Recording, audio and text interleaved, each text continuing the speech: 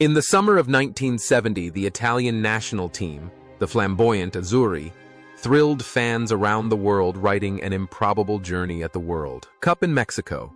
It was the first tournament to broadcast football in color, and their blue shirts were more vibrant than ever. With a talented generation of players trained in the harsh environment of Serie A, they brought to Mexico the perfect blend of famous Catenaccio concrete and explosive moments of attacking artists. Together, they created the match of the century in the semi-final against West Germany, before falling proudly to the great Brazil of the King of Football Pelé in the final. Although they only finished second, the 1970 generation has become an unforgettable part of memory, a symbol of romance and resilience. But behind those glorious moments on the Azteca pitch are people with very different fates. More than 50 years have passed time. The cruelest judge, the cruelest, has carved different traces on their lives. Some became living legends, some chose peace, and some stopped their journey in endless regret. Let's look back at the ups and downs of the players who made up the soul of the golden generation of Italian football that year. Enrico Albertosi, Italy's goalkeeper at the 1970 World Cup at 30, was not only a goalkeeper, but also a big personality in goal. He brought an improvisational style of ball catching with brilliant reflexes and sometimes a bit of recklessness. In the scorching Mexican sun, Albertosi constantly flew to block the Germans' thunderous shots in the crazy semi-final, becoming the last stopper to help Italy stand firm against the suffocating pressure. With his flowing hair and confident demeanor, he was the embodiment of gallantry, a true playboy in the Azzurri goal that year, away from the glory of Mexico. 70. Albertosis. Life has been a film full of unexpected turns. His career continued to flourish when he moved from Cagliari to AC Milan, winning more prestigious titles. However, darkness fell in the early 80s. The famous Totonero match-fixing scandal saw him banned for 2 years, a stain that would never be erased from a legend. But Albertosi was not one to give up easily. He returned, playing until the age of 44, before hanging up his gloves, proving that his burning love for football outweighed his mistakes. Albertosi's personal life is as colorful as his flying moves. He has never hidden his passion for the high-life parties and everyday troubles. After retiring, he had a serious health incident with a heart problem a few years ago, which made fans scared. But then the courage of the goalkeeper back then helped him overcome death. The contrast in Albertosi is clear on the field. He is a hero who saves goals, but in real life he is a man who has gotten himself into trouble and then had to save the game himself to save his own honor. Today, at the age of over 80, Enrico Albertosi still maintains his lucidity. He lives a peaceful life, occasionally appearing in the media to tell old stories, as a living historical witness to a football era full of romance, but also full of pitfalls. Tarcisio Bergnish at 31 was the embodiment of solidity and discipline in the 1970 Italy defense.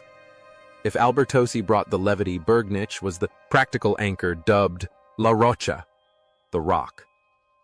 At Mexico 70, he played every minute, quiet, strong, and always maintained a stable performance. Bergnish not only defended solidly, but also left his mark with an important equalizer in the semi-final against Germany.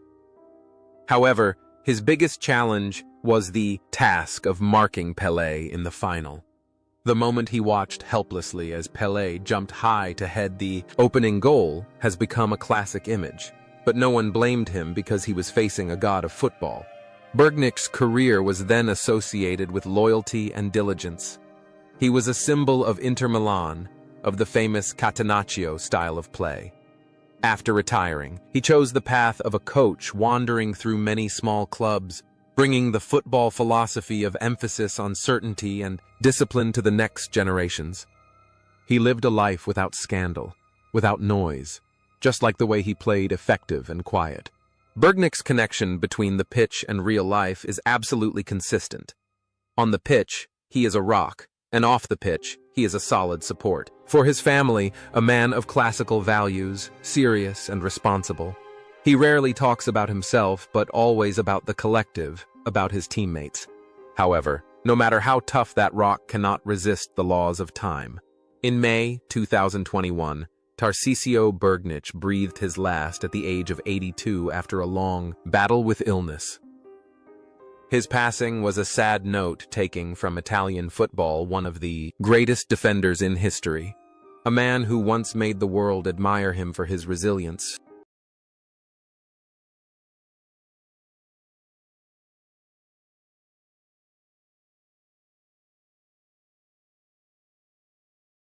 Giacinto Facchetti, captain of Italy at the 1970 World Cup, was the epitome of gentlemanly beauty on the pitch. At 27, with his tall stature, powerful stride, and handsome face, he was not only an excellent defender, but also a pioneer of the modern attacking fullback role.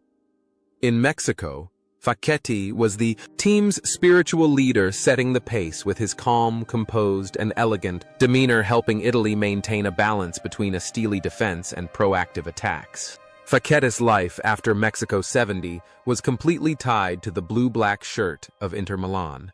He was one of the few greatest one-club men players who only played for one team. After hanging up his boots, he did not choose to be a coach, but became a manager, climbing to the position of president of Inter Milan. Facchetti was famous for his integrity and exemplary ethics in a football world that was increasingly filled with money and calculation. He built the image of an intellectual, polite leader who always protected the beautiful values of sports. The similarity between Facchetti the player and Facchetti in real life is martial arts. He never played dirty on the field and never got dirty off the field. He is a shining example for all generations of players to follow in terms of character. However, life was too short for this exemplary man. On September 4, 2006, the bad news shocked the whole of Italy. Giacinto Facchetti passed away at the age of 64 after a silent battle with pancreatic cancer. He left behind many unfinished plans as president, leaving behind a huge legacy of loyalty and kindness. Gigi Riva, a striker, was referred to as Rombo di Tuono, the Thunder, when talking about Mexico 70. At 25, he was the most feared assassin in Europe. With his powerful left foot and angular face, Riva scored 3 goals in the tournament, striking terror into every defense. He was more than just a striker. He was a symbol of power and explosiveness. After the World Cup, Riva did something crazy that modern football can hardly imagine. He refused all big money offers from the northern giants, like Juventus or Milan, to stay forever with Cagliari, the small Sardinian island team. For Riva, loyalty is more important than titles. He became a living saint of the Sardinian people. However, his aggressive playing style caused him to suffer many terrible injuries, forcing him to retire early with regret. Riva's personal life was quite private. He suffered from depression, lived alone, and rarely appeared in public. He was a man with many sorrows. Like the characters in classic novels, always worried about his own feelings. However, he still took on the role of leader of the Italian team for many years, becoming the big brother, the spiritual support for the generation that won the 2006 World Cup. Between the field and Riva's life is a poetic contrast. On the field, he is as loud as thunder, but off the field, he is as quiet as the deep sea at night. And then that legend also returned to dust. Just recently in January 2024, the heart of the Thunder stopped beating at the age of 79. The departure of Gigi Riva was a great shock, an irreparable loss for those who love romantic football and loyalty. Sandro Mazzola in the striker midfield position. Rivera's counterpart carries the burden of a great name on his shoulders. The son of the legendary Valentino Mazzola, who died in the Superga plane disaster. At 27, Mazzola was the first choice for the attacking midfielder position at Mexico 70, thanks to his physical strength and better tactical ability than Rivera. He played brilliantly, but was always compared and weighed against his teammate of the same age. Leaving Mexico, Mazzola continued to be the soul of Inter Milan. After retiring, he became a talented football manager and a beloved television commentator.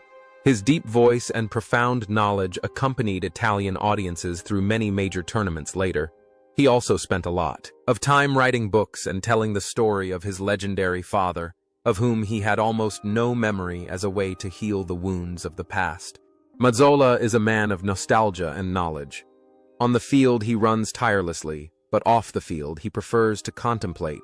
Today, Sandro Mazzola remains a familiar face in the Italian media, a teacher of football who always reminds the younger generation of the value of history and respect. Pierluigi Cera, defender midfielder, captain of Cagliari's champions that year, played as a libero sweeper at the World Cup. At 29, Cera plays with his head and judgment rather than his strength. His composure has been key to keeping the Italian defense afloat in the face of adversity. After the glory of 1970, Cera continued his association with Cagliari and then Cesena. He was a gentle, quiet player. After retiring, he withdrew completely from the spotlight, choosing a reclusive life away from all the noise of the modern football world. Cera found joy in ordinary life in the garden and with his family. Cera's silence is a necessary low note. He proves that not everyone needs the spotlight forever. Currently, Pierluigi Cera is living his old age peacefully, being one of the few remaining living witnesses of the golden generation of Cagliari and the Italian team. Giuseppe Farino, a midfielder, arrived in Mexico at the age of 23 as one of the youngest of the team. He was only given one chance to play against Uruguay, a brief trial by fire for the young man. But it was from that reserve that Farino accumulated the desire to later become the Fury of Italian football. He was not an artist. He was a true gladiator. Returning from Mexico, Farino became a symbol of Juventus with an unprecedented record at that time: 8 Serie A championships. He was the great water carrier, specializing in cleaning, colliding, and fighting for the stars to shine. His grinta-bloody style of play on the field was completely identical to the person he was off the field. A man who never surrendered to adversity. Farino's life in Turin was relatively quiet until tragedy struck during the COVID-19 pandemic. He suffered the ultimate pain of losing his beloved wife, and he himself almost died from the illness and subsequent stroke. But true to his nickname, Furia, he fought for his life. Currently at the age of 80, Giuseppe Farino is still alive, although his health has declined, but his spirit is still sharp. He is living proof that sometimes the strongest person is not the most talented, but the one who is most resilient in the face of life's storms. Mario Bertini, 26, was the sweeper in midfield. His task in the final was to mark Pelé, an impossible task, but he did his best. Bertini was not flashy. He was a diligent worker, cleaning up so that the artists could shine. After Mexico 70, Bertini continued to be a mainstay of Inter. However, injuries greatly affected the final stages of his career. After retiring, Bertini chose to live away from the media. He rarely gave interviews, living a quiet business life. Bertini's discipline on the court carried over into his life, orderly, discreet, and sure. Today, Mario Bertini is still alive and well in Italy, one of the living memories of the confrontation with the King of Football, Pelé, years ago.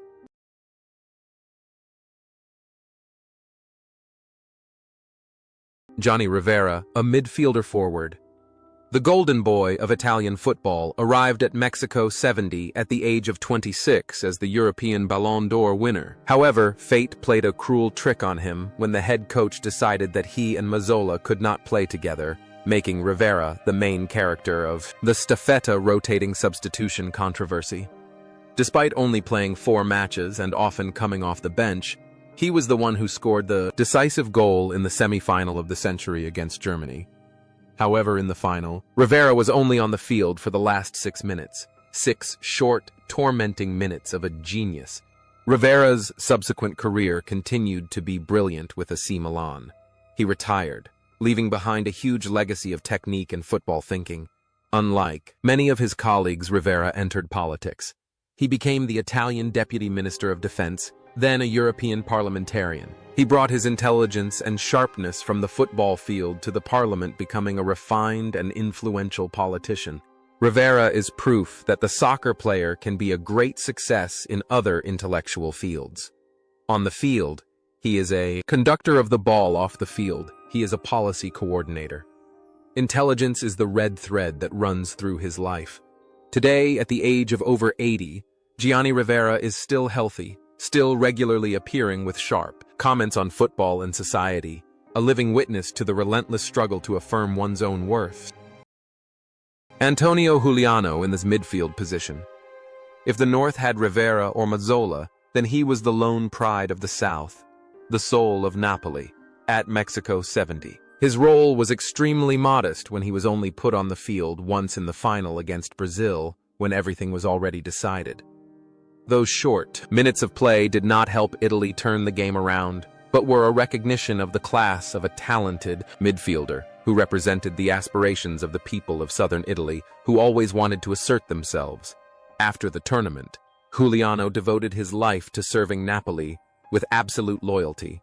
But his greatest legacy was not only in his passes on the pitch. After retiring as CEO, it was Giuliano, and no one else, who was the chief architect of the deal of the century. Bringing Diego Maradona to Napoli in 1984, he created an opportunity that changed the history of his hometown club forever. Giuliano lived the life of a true Neapolitan, passionate yet reserved. He accepted to step back and let Maradona shine, a true silent hero from the field to the office. However, that journey of dedication had to stop. On December 13, 2023, Antonio Giuliano breathed his last at the age of 80 after a period of serious illness. He left, taking with him the memories of the moments at Azteca and the eternal pride of the Neapolitan people, leaving an unfillable void in the hearts of football lovers in the South. Roberto Boninsegna, as a striker, partnered Riva and was known by the nickname Bonimba. At 26, he was a powerful, aggressive striker with an eye for goal. It was Boninsegna who scored the only goal for Italy in the final against Brazil, sparking a glimmer of hope before it was crushed. He was the silent hero, allowing Riva to shine but always speaking up when the team needed him. Boninsegna's career then continued to flourish when he moved to Juventus and won many Scudetto titles. He was a professional, pragmatic, and effective player. After retiring, he worked as a youth team coach and scout. Boninsegna's life was quite simple away from scandal. He found joy in discovering and polishing rough diamonds for Italian football. Boninsegna's image on the field is that of a tireless warrior, and off the field he is a hard worker. He doesn't have the flashy aura of Rivera or Riva, but his tenacity is admirable. Currently, Bonimba is enjoying his old age peacefully with his family. He still follows football, but with the mindset of a gentle grandfather, rather than the penalty box killer of yesteryear.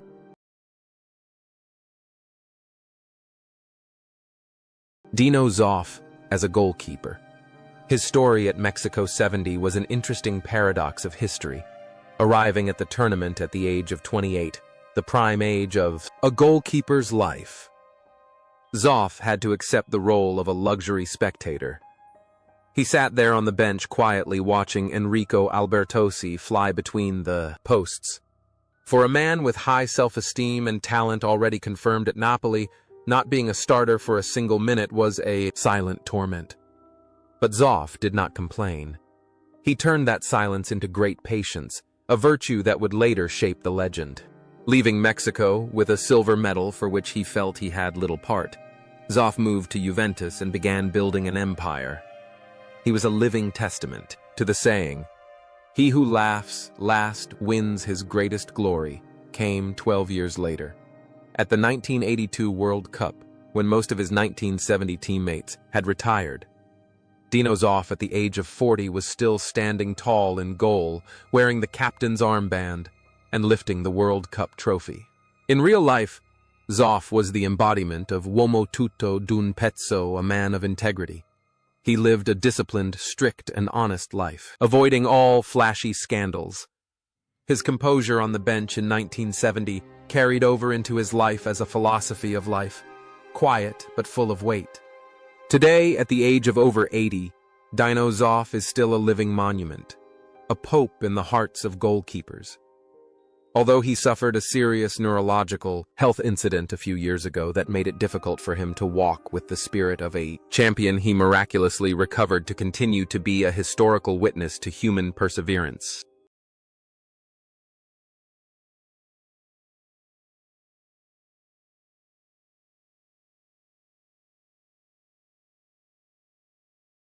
Giancarlo De Sisti. A midfielder known as Picchio is the brains of the midfield at 27. He is known for his intelligence, technique, and ability to dictate the tempo of the game. Despite his small stature, De Sisti always knows how to dominate space. After retiring, De Sisti became a successful coach, leading Fiorentina to second place in Serie A in 1982. He also participated in the activities of the Italian Football Federation. His life was closely linked to football from player to coach, and later ambassador. He experienced health problems but always maintained an optimistic spirit. Picchio has always been a cheerful and lively person, like the way he plays football. Now in his 80s, De Sisti still regularly appears on television analyzing football with his characteristic clarity and wit.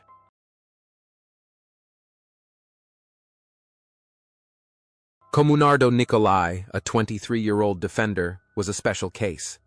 He was a talented defender for Cagliari, but he was nicknamed the Own Goal King because of his rare own goals, including an injury that forced him to leave the field early in the 1970 World Cup. However, his starting spot in the World Cup proved that he was truly talented. After the tournament, Nicolai remained a pillar of Cagliari's Serie A title success. He had to live with the teasing about own goals all his life, but he faced it with a smile and self-deprecation. He worked as a youth coach for the Italian Football Federation, training generations of talented players. Nicolai is a testament to overcoming prejudice. He doesn't let a few bad moments define his entire life. However, the journey of that optimistic man has stopped. In July 2024, Comunardo Nicolai passed away at the age of 77, taking with him the tragicomedy of football to the afterlife. Angelo Domenghini, 28 years old, is the strange bird on the right wing. He scored the only goal for Italy in the group stage against Sweden, a goal as precious as gold that helped Italy advance with his industrious playing style. Tirelessly attacking and defending, Domenghini is an important tactical card for coach Valcareggi. His subsequent career took him to many clubs such as Cagliari, Roma, Verona. He also tried his hand at coaching but was not very successful. Domenghini later appeared with frank, sometimes harsh statements about modern football, showing a strong and uncompromising personality. Between the pitch and real life, Domenghini still maintains that straightforwardness. He lives with his emotions, even if it sometimes offends others. Currently, he lives in Italy, still follows football, and occasionally appears at former players' meetings with the demeanor of a charismatic veteran. Roberto Rosato, a defender nicknamed Faccia d'Angelo, Face of the Angel, but with a fierce and ruthless style of play. At 26, he is a reliable stopper for AC Milan and the Italian national team. In Mexico, Rosato fought like a true warrior, especially his goal line save against Germany that people still talk about. After a glittering career with Milan and Genoa, Rosato led a private life. He was a family man, gentle and modest in stark contrast to his fierceness on the pitch. That angelic face in real life was a beautiful soul, but fate did not smile on him. On June 20th, 2010, Roberto Rosato passed away at the age of 66 after a long battle with illness. His departure left endless sorrow for Milanista, who always remembered him as one of the most gallant and courageous defenders.